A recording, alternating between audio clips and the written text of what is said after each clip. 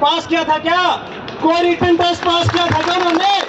और वो हमारे बदौलत जिस कुर्सी पे आगे बैठे हैं उस कुर्सी पे आके क्या कह रहे हैं कि भाई तुम 1-1.5 साल की नौकरी करके तुम कच्चे कर्मचारी सरकार के जमाई बनना चाहते हो? है? किस हक के साथ वो बात कहते हैं? मैं कहता हूं शिक्षा मंत्री जी, आप ये अनाप शनाप बयानबाजी मत करो। आप मीडिया के सामने जो बयान करते हो कि भाई लोग मेरे पास आते हैं, गुजारिश करते हैं कि जी हमारा चूल्हा जलने दो, ऐसे कैसे चूल्हा जलने दे? क्यों भाई? राजा आप बने हो, आपके दरबार पे आएंगे, हम और किसके दरबार पे जाएंगे?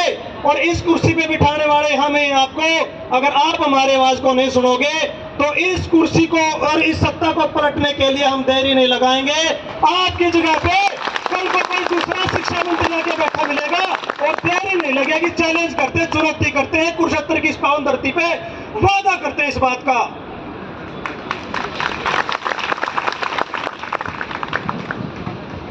मैं कहना चाहता हूं शिक्षा मंत्री जी, आप इतने जिम्मेदार विभाग को संभाले हुए हो, शिक्षा विभाग, और इस शिक्षा विभाग के मंत्री होने के नाते आपके उल जुलूल बयान, मैं एक बात दावे के साथ कह सकता हूं कि आपसे बढ़िया बयानबाजी और आपसे बढ़िया सोच वाला व्यक्ति तो अफगानिस्तान का अनपढ़, बिल्कुल अनपढ़ शिक्षा मंत्री बढ़िया बयानबाजी कर देगा और बढ़िया साथ दे देगा। आप शिक्षा मंत्री कहलाने के लायक कोई नहीं।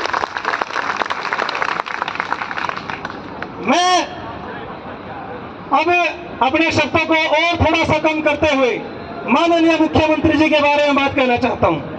हमारे एसोसिएशन के प्रतिनिधि 4 अप्रैल 2025 को मिलते हैं मुख्यमंत्री जी से, और मुख्यमंत्री जी का बयान सुनने को मिलता है कि भाई हम तो आप लोगों को इसलिए हटा रहे हैं कि आपका एचटेट पास नहीं है, आप अयोग्य हो।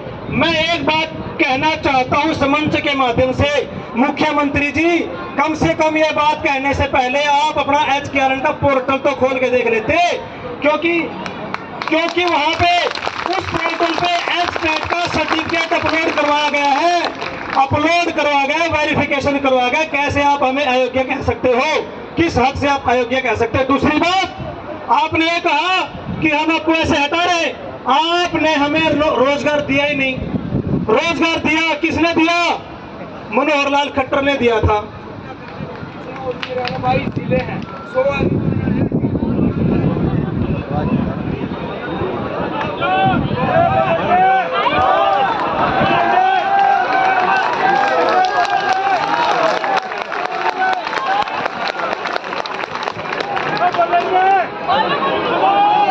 समय सीमा का ध्यान रखते हुए मैं अपने शब्दों को पहले भी बता रहा था जी, मैं क्षमा चाहता हूं। समय सीमा का ध्यान रखते हुए मैं कम शब्दों में ये बात कहना चाहता हूं। शिक्षा मंत्री जी के साथ साथ मैं मुख्यमंत्री जी को यह बात कहना चाहता हूं कि मुख्यमंत्री जी, शिक्षा मंत्री जी, जो आपकी सोच है ना कि ये कच्चे कर्मचारी हैं, ये HKRN के कर्मचारी हैं, तो आपको मैं कहना चाहता हूं आप भी कच्चे शिक्षा मंत्री और कच्चे मुख्यमंत्री हो, क्योंकि आगे आने वाले 5 साल के बाद 5 साल बाद हो सकता है हम तो उसी स्कूल में उसी कुर्सी मौजूद होंगे, लेकिन आप नहीं उस कुर्सी बैठोगे, मैं वादा करता हूं। क्योंकि जिस हाथी को घमंड होता है अपनी मदमस्त चाल का, जिस हाथी को घमंड होता है अपनी मदमस्त चाल का, एक छोटी सी चींटी उसको पल भर में ढेर कर देती है, पल भर में। क्षमा चाहता हूं जी, मैं अपने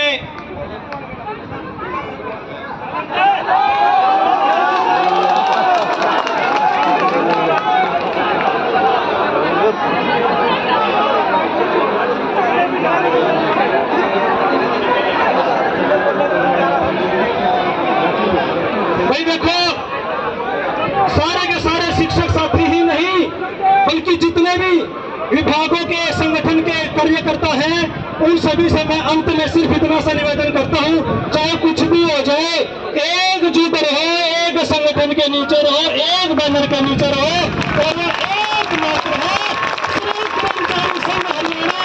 और मेरे साथ उच्च आवाज में अपनी सहमति को प्रदर्शित करेंगे, तब जाकर के इस बात का यकीन होगा हमारे समस्त पदाधिकारियों को कि हम इनके साथ हैं या नहीं।